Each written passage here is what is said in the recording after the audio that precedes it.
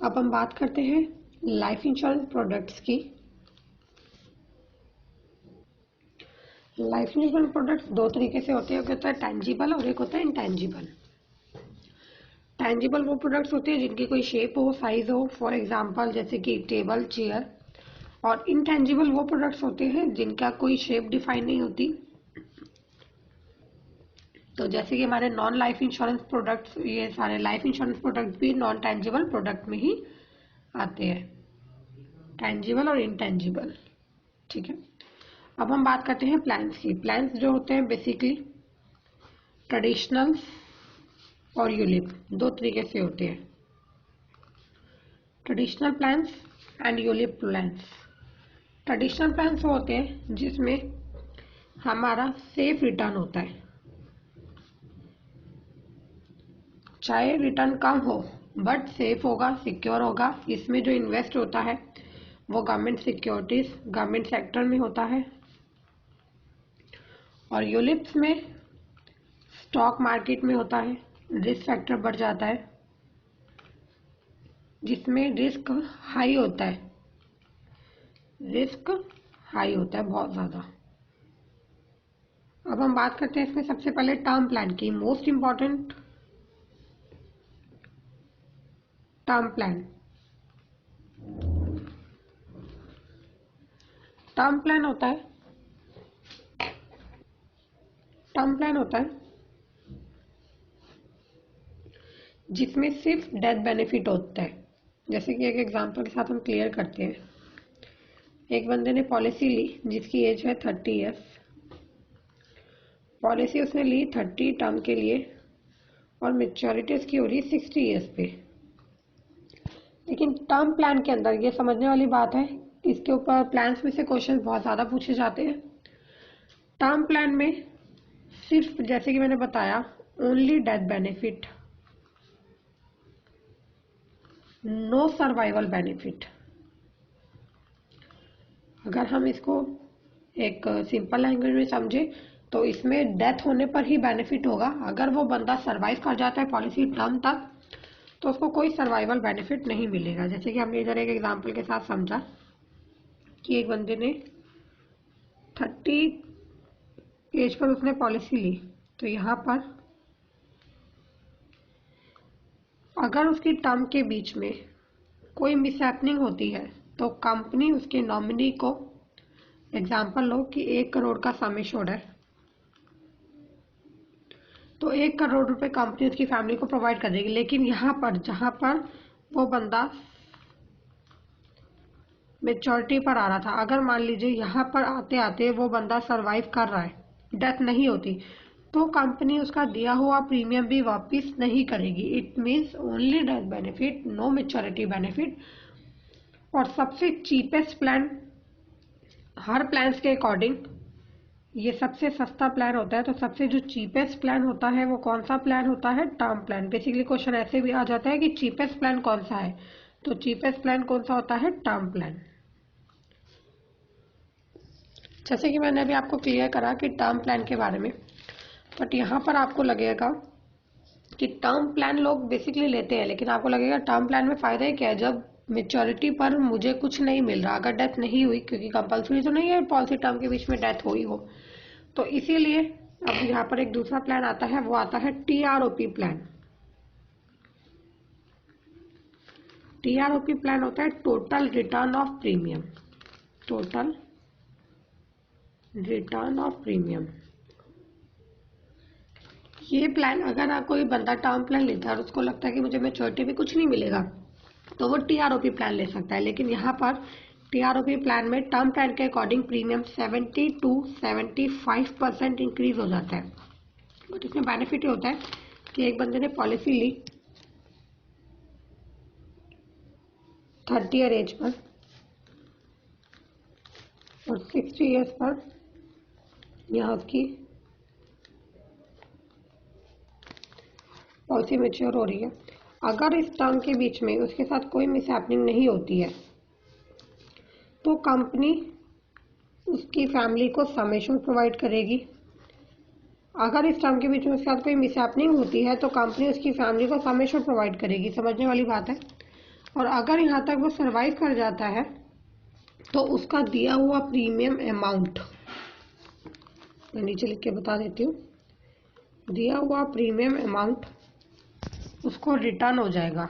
At least ये है कि यहाँ पर टर्म प्लान में वहाँ पर जो उसने प्रीमियम पे करा वो कंपनी वापस नहीं करे, लेकिन यहाँ पर अगर कस्टमर के साथ कोई मिसहैपनिंग नहीं होती है तो कंपनी उसका प्रीमियम अमाउंट रिटर्न कर देगी। इन्हीं प्लान्स के साथ हम देखते हैं कि इसमें आता है decreasing term insurance. Decreasing term insurance ये बहुत इंपॉर्टेंट है, इसके ऊपर क्वेश्चन ज़रूर आता है। यहाँ पर समझने वाली बात है मोर्टेज रिडम्पशन इंश्योरेंस MRI और credit life insurance. मोर्टेज redemption insurance में क्या होता है, जब लोग घर परचेज करते हैं तो वो बड़ा अमाउंट लोन लेते हैं बैंक से, लेकिन यहाँ पर मान लीजिए कि एक फैमिली है जिसमें हस्बैंड ने लोन लिया, एग्जांपल लेते हैं हम, एक 40 लाख का लोन लिया। अगर कल को हस्बैंड की डेथ हो जाए, मान लो 5 साल के बाद, 6 साल के बाद कभी भी हस्बैंड की डेथ हो जाए तो बैंक बोलेगा या तो घर खाली करो या लोन अमाउंट रिटर्न करो। तो लेकिन यहाँ पर फैमिली क्या करेगी, दोनों ही कंडीशन में फैमिली को प्रॉब्लम हो जाएगी। तो मोर्टेज रिडम्पशन इंश्योरेंस में कंपनी क्या करती है, जब बंदा लोन लेता है EMI पर, तो कंपनी उस लोन वैल्यू की, जितना वो लोन लेता है उतने का ही उसका सम एश्योर्ड, उसका इंश्योरेंस कर देती है। मान लीजिए उसका लोन था 40 लाख का, उसके लिए वो प्रीमियम कंपनी उसके लोन से ही प्रीमियम पे कर लेती है, लोन से ही प्रीमियम उसका काट लेती है। मान लीजिए उसका 2 लाख का जा रहा है तो हो गया, तो 38 लाख का लोन है और 38 लाख का ही कंपनी उसका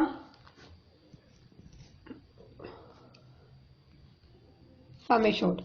यहाँ पर 40 लाख था, हर साल उसका जैसे जैसे लोन की वैल्यू कम होती जाएगी देन 36 लाख, तो यहाँ भी सम एश्योर्ड 36 लाख बच जाएगा। यहाँ 34 लाख, फिर 34 लाख, मतलब जैसे जैसे लोन की वैल्यू कम होती जाएगी उसका सम एश्योर्ड भी कम होता जाएगा। यहाँ पर देखने वाली बात यह है कि मान लो 5 साल बाद उसका लोन था बचा 30 लाख का और सम एश्योर्ड भी है 30 लाख का। तो यहाँ पर अगर बंदा डेथ कर गया तो उसकी जो वैल्यू थी सम एश्योर्ड की 30 लाख की है, 30 लाख का लोन बचा था, तो यहाँ कंपनी इस 30 लाख रुपए से अपना लोन अमाउंट पूरा कर लेगी, फैमिली को कहीं पर भी कोई भी प्रॉब्लम क्रिएट नहीं होगी। इसे बोलते हैं मोर्टेज रिडम्पशन इंश्योरेंस। की साथ साथ उसके लोन के कंपनी उसको पहले से ही कवर करके चल रही है, जिससे क्या है कि कल को अगर उसके साथ कोई मिसहैपनिंग होती है तो फैमिली को ना लोन पे करने की टेंशन होगी ना घर खाली करने की टेंशन होगी।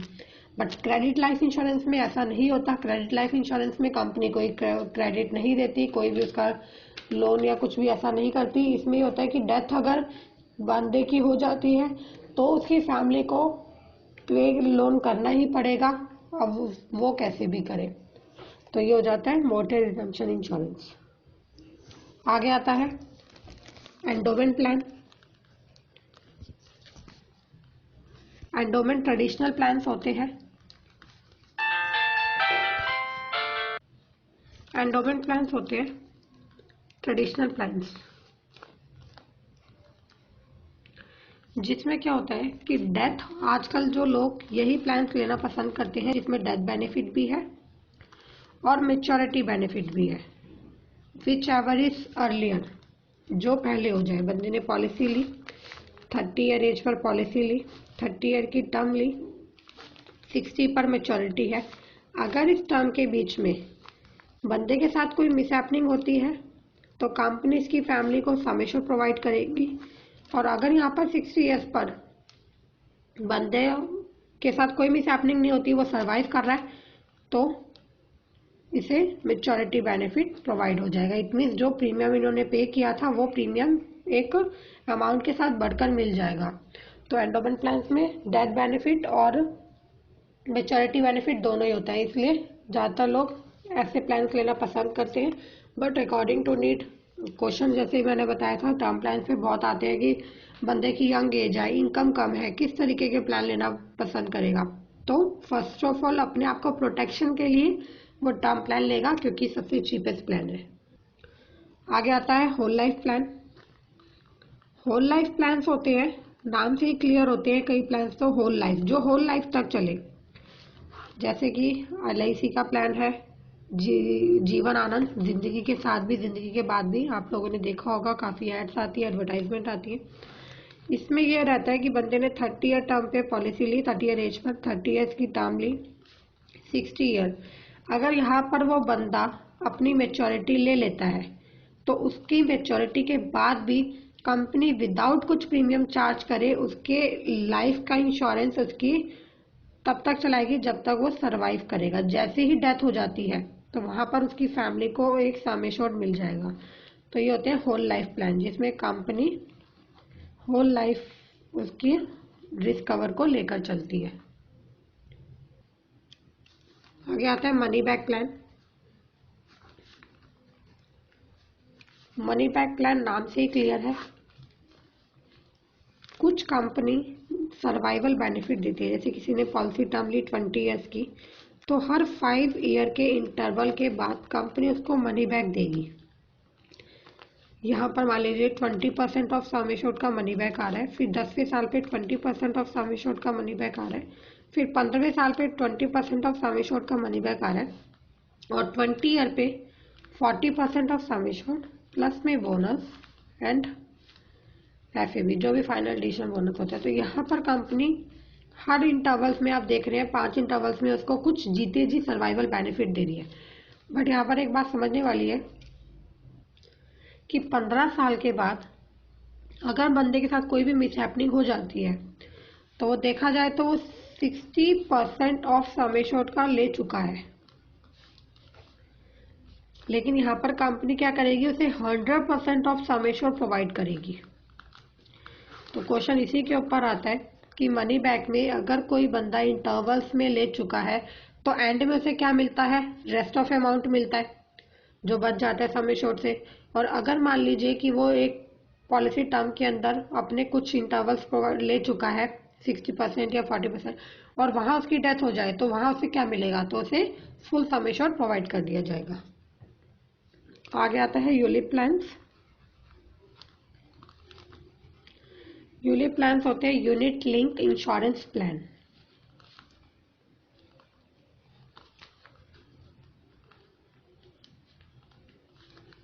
ये टोटली मार्केट बेस्ड प्लान होते हैं। अगर इसमें मार्केट बढ़ेगी तो आपका रिस्क फैक्टर बढ़ जाता है, मतलब रिस्क फैक्टर कम हो जाता है। मार्केट बढ़ेगी तो प्रॉफिट आपको ज़्यादा होगा, मार्केट लेकिन अगर डाउन जा रही है तो आपको लॉस होगा। ये टोटली आपके शेयर मार्केट पर डिपेंड करते हैं। इसमें कोई गारंटी नहीं दे सकता कि एंड में आपको क्या मिलेगा, बट टोटली इसमें, क्योंकि इसमें कुछ फंड्स होते हैं जैसे कि इक्विटी फंड होते हैं, equity fund, debt fund, money market fund, balance fund, equity fund,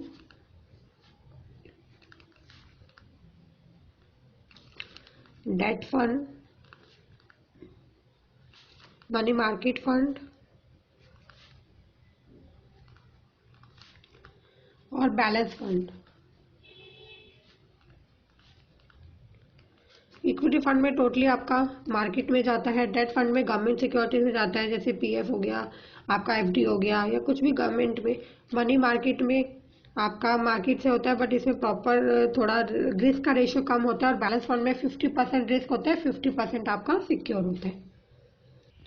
ULIP plans में एक बार ब्रीफ कर देती हूँ। यूलिप प्लान्स में बेसिकली फंड वैल्यू पर ही डिपेंड करता है, जैसे कि मैंने बताया था मार्केट की फंड वैल्यू क्या रहती है उसके अकॉर्डिंग। और जब बंदा इंश्योरेंस अपना कराता है तो मेच्योरिटी पर उसको जो भी फंड वैल्यू है वो पे हो जाती है। लेकिन अगर इन केस ऑफ डेथ, अगर बंदे के साथ कोई भी डेथ हो जाती है तो वहाँ कंपनी देखती है कि उसकी फंड वैल्यू ज़्यादा है या उसका sum assured, whichever is higher, जो भी ज़्यादा होगा वो उसको प्रोवाइड कर दिया जाएगा। यूलिप पॉलिसीज में आपको 5 ईयर प्रीमियम पे करना कंपलसरी होता है, लॉक इन पीरियड 5 ईयर्स का होता है।